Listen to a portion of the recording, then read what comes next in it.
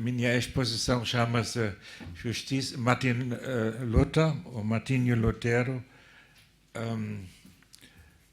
Justiça e Liberdade. Por motivos pedagógicos, eu vou começar com a liberdade, porque eu vou me dirigir a um público onde eu cresci, que eram mais ou menos já secularizados e até ateus. E, portanto, não, como foi me dito, não devo falar muito sobre quisquilhas escolásticas. Eu vou aqui fazer isso. Agora, um homem cristão, e isso quer dizer que eram todos, na altura, é um senhor livre sobre todas as coisas e submisso a ninguém. 1520. Vocês imaginam, os senhores imaginam que isto foi uma espécie de bomba. Foi uma espécie revolucionária, porque um frade católico, estamos aqui neste tempo, anuncia uma liberdade abundante e abrangente para tudo. Portanto, este versículo, que na Alemanha percebiam todos, é comparável com o grito da Revolução Francesa: Liberté, Égalité e Fraternité. E tinha esta influência. E quando se lê depois o texto, é uma exposição bíblica, especialmente a Carta aos Gálatas, que é a Carta da Liberdade em Paulo, que pode-se ver. Agora, o Lutero era um pensador profundamente dialético. E isso era uma coisa nova e anti-escolástica. E aqui afirma absolutamente o contrário. Um homem cristão é um servo pronto ao serviço de todas as coisas e submisso a cada um. E podia-se pensar, bem, o Lutero anula a primeira parte, mas não. Quando se lê o texto da exposição da segunda parte, isto é muito mais revolucionário, porque o serviço é ao próximo e não à hierarquia. Aqui, neste panfleto de 20 páginas, não aparece uma hierarquia, e o próximo que precisa de nós, a esse devemos o nosso serviço. Portanto, isto podia-se só comparar ali nos tempos do Karl Marx. O Karl Marx chamava a reformação a Revolução Alemã.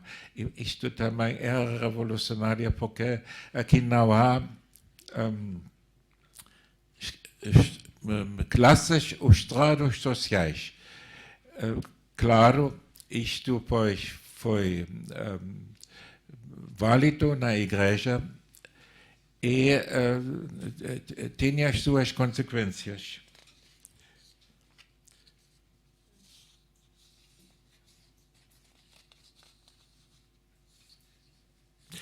Que digo um pouco mais tarde. Agora, podemos fazer como se funciona isto aqui? Se se vai invisível. Isto é Lutero com o barreto de doutor, o doutor, dito em português, que na altura era muito raro e, portanto, o doutor tinha que fazer um juramento de fidelidade à Bíblia. Este juramento sobre a Bíblia foi, por um lado, a autorização de Lutero de dizer a sua mensagem toda, mas também foi uma obrigação dizer tudo isto, senão não seria lá um bom doutor de teologia. Portanto, a Bíblia, portanto, é aqui o A e o O, e porque não aparece nem igreja, nem hierarquia. Percebem isso, né? Agora, Lutero tinha um opositor, que era o cardeal Albrecht de Mogunza, se eu pronuncio isso bem, que era arcebispo e príncipe eleitor de Alemanha. Estes príncipes eleitores eram 7, era um círculo muito restrito.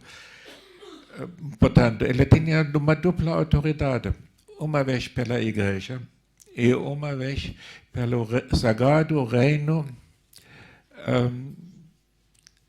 Romano da nação alemã, assim chamava-se isto. Porque a Alemanha, nesta forma, ainda não existiu. Agora, se era um dos homens mais poderosos do reino alemão, de Alemanha, e também, como se vê aqui, era bastante rico, claro, tinha exército, etc. Agora, esse Albrecht de Mogunza recebeu a metade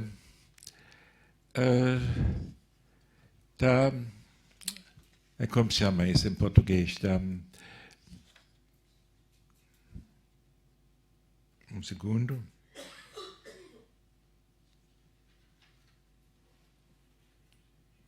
Das indulgências, uma palavra um bocadinho fora do meu âmbito. Imaginem, as pessoas, portanto, com grande angústia na Idade Média, pagaram para apagar os seus pecados. E os pecados aqui eram actos. Havia uma lista de preços de assassino, de roubo e de mais coisas dessas. E pagava-se a sua quota. E isto era para a construção de São Pedro em Roma, mas a metade ficava em Mainz ou em Mogunza para o cardeal Albrecht. É? Vai, podemos fazer o próximo. Agora eu vou tentar de citar um pouco escritos de Lutero com a sua consequência da modernidade.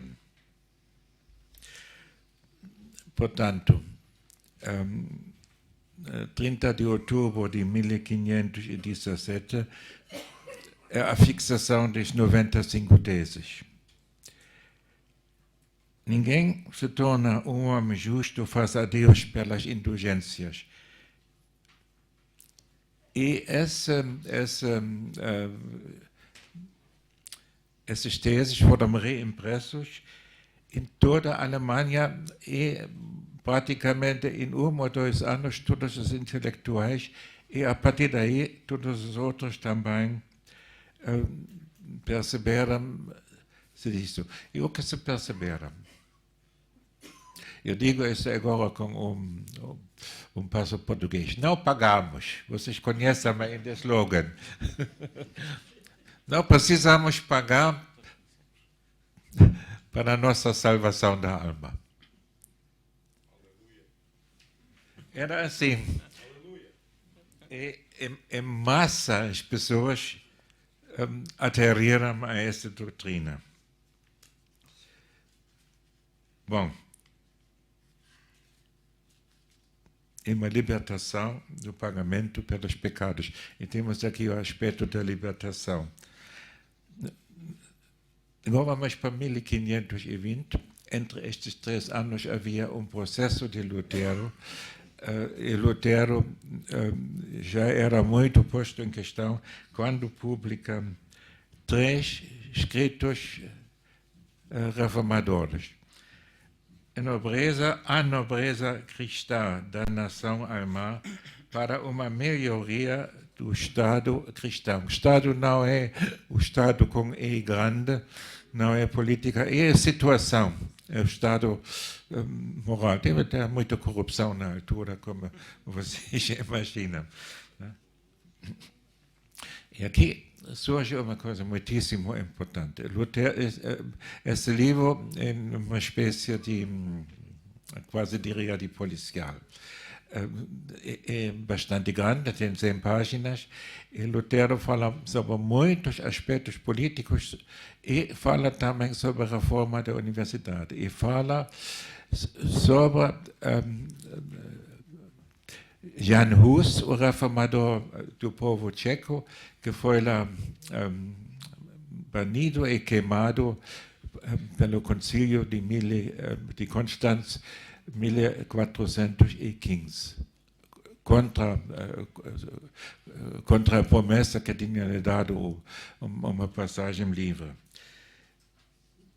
Agora, Lutero escreve aqui no início: a Igreja hierárquica não é reformável por dentro, porque o Papa bloqueia isto. Normalmente devia-se fazer um concílio, mas é o Papa que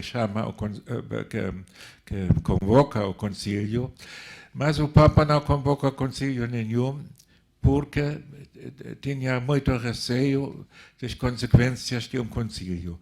Então, a situação era bloqueada e Lutero disse: tem que me dirigir aos leigos. Isto é um passo enorme. Não são os padres e bispos, etc., que reformam a Igreja e que melhoram a moral das pessoas, mas tem que ser agora os leigos. E aqui dirige-se aos leigos mais nobres, a nobreza alemã. Isso não está muito mais definido. Lutero não é um submisso a esses leigos, ou aos príncipes, mas era uma necessidade, quando se quer reformar uma igreja, ele não se reforma pela igreja própria, portanto são os leigos que também, para Lutero, são de ponto igual cristãos, têm que fazer esta reforma. A consequência deste livro era isso, a consequência mais moderna. Era o livro provocou pela primeira vez na vida ou na história, uma opinião pública. Cada um escreveu agora seus comentários, suas teses e discutiu isso, porque Lutero não afirmou isto aqui é Bíblia e ex cathedra, mas isso, vocês todos são convidados de melhorar o estado cristão, a situação. Então, eu não vou agora fazer uma lista disso, mas isso é uma grande discussão e há muita literatura. Tem que se saber, a reforma tem como base a palavra e a palavra escrita, e a palavra escrita foi impressa pela invenção da imprensa de Gutenberg, 1490, e isso Lutero usou em grande. E claro, esses livros tinham na Alemanha cada ano novas edições e foram lá de Basileia até o Reino, onde se falava alemão, leu-se este livro, Hungaria, etc. Continuação.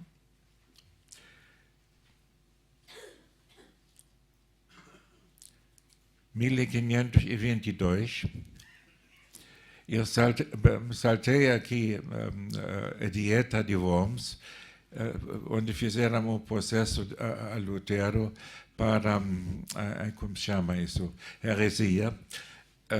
E o príncipe de Saxônia disse, não vamos fazer um processo eclesiástico, porque o resultado já era claro. Vamos fazer um processo público. E era a Dieta de Worms, onde estava todo o reino, com o recém-eleito Kaiser, imperador Carlos V, e em tantos pontos de ordem do dia, havia um ponto pequeno, o pequeno frade Martinho Lutero tem que contradizer os seus escritos todos. E agora ele não fez isso. E disse, se não sou convencido, isso é mais complicado. Em primeiro lugar, diz um jurista de Saxônia, que defenderam Lutero, se cita os títulos. E os títulos já eram uma lista muito grande. E depois Lutero, num outro dia, precisava um dia de se pensar, diz, olha, eu tenho aqui 3 tipos de escritos. São escritos, chamamos isso da reforma. Outros são escritos, não consigo, escritos, chamamos isso políticos.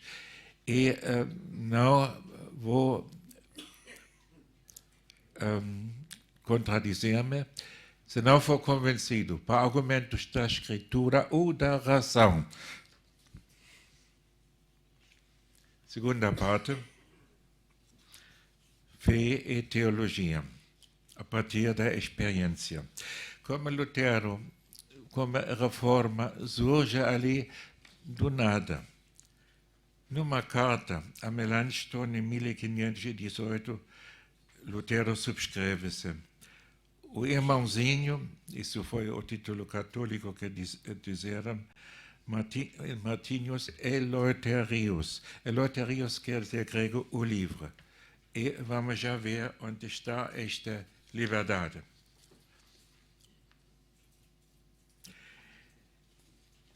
E toca-se a pergunta, a próxima, sim.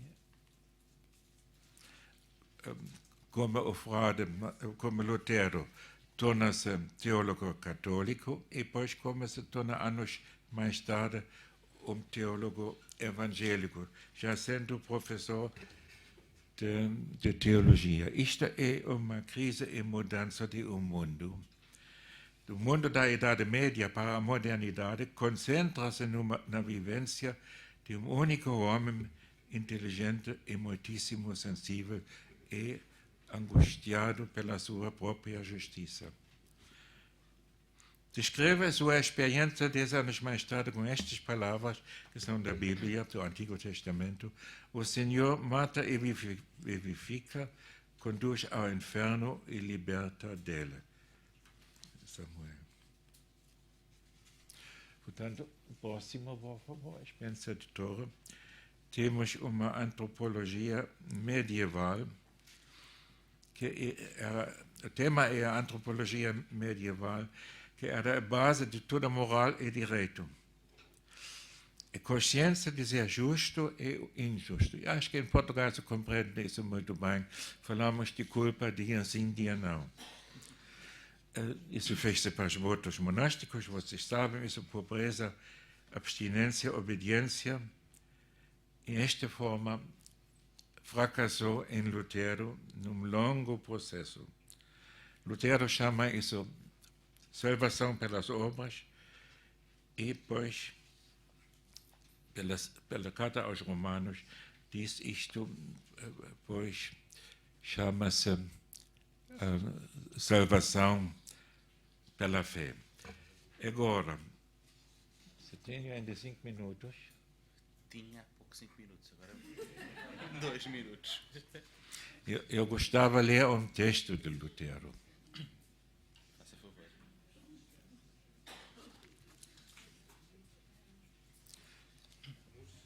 Um fortíssimo desejo ardente tinha-me contraído a compreender São Paulo, na carta aos Romanos. No entanto, nem a frieza do coração foi o obstáculo, mas um único vocábulo que se encontra no capítulo 1, versículo: a justiça de Deus será naquilo revelado. Romanos 1,17. Odiava este vocábulo justiça de Deus, sobre que fui ensinado pelo uso habitual de todos os mestres a compreendê-la filosoficamente, da justiça formal ou ativa pela qual Deus é justo e pune os pecadores e injustos. Entretanto, eu, tão irrepreensível, vivi como monge face a Deus, me senti, porém, como pecador de consciência inquietíssima que não me podia assegurar que fosse reconciliado pela minha satisfação, pela minha própria satisfação. Não amava eu, não, eu odiava o justo Deus que pune os pecadores. Em silêncio, se não for com blasfemia, mas com um resmungar inacreditável, fui revoltado sobre Deus. Se de facto não fosse suficiente que os miseráveis e pelo pecado original eternamente perdidos pecadores, com muita desgraça foram deitados ao chão pela lei do decálogo, muito mais Deus pelo Evangelho adicionou dor a dor e também pelo Evangelho nos ameaçando com a sua justiça e sua ira. De tal modo me enfureci pela consciência selvática e transtornada. No entanto, bati neste versículo de Paulo com perseverança, como sede quente como fogo, como uma sede quente como fogo, para entender o que São Paulo queria. Até que, graças à compaixão de Deus, refletindo dias e noites, tinha dado atenção ao contexto das palavras. A justiça de Deus será nele revelado, como está escrito, o justo por fé viverá. Agora comecei a compreender a justiça de Deus como algo na qual, pela dádiva de Deus, o justo vive, quer dizer, da fé. Este será o sentido. Pelo Evangelho seria a justiça de Deus revelada. Isto é a justiça passiva pela qual o misericordioso Deus nos faz justo pela fé, como está escrito, o justo vive da fé. Eis tive a sensação de ter nascido de novo e de ter entrado pelas portas abertas mesmo do paraíso. Eis toda a Escritura mostrou-me de imediato uma outra cara. Passei agora a Escritura na minha memória e compus analogias também em outros vocábulos. Por exemplo, a obra de Deus, quer dizer, o que Deus faz em nós. A força de Deus, pela qual Ele nos fortalece. A sabedoria pela qual Ele nos faz sábio. O poder de Deus, pela qual Ele nos faz poderoso. A glória de Deus, salvação de Deus e salvação nossa, a glória de Deus que é uma glória sobre nós. Quanto mais odiava antes o vocábulo justiça de Deus, tanto mais louvava-a como um amor correspondente grande, como a mais doce palavra para mim. Deste modo, este lugar em Paulo tornou-se a porta do paraíso. Eu gostava de parar aqui para manter o tempo. Naturalmente, isso tinha que ser explicado. Obrigado pela vossa atenção.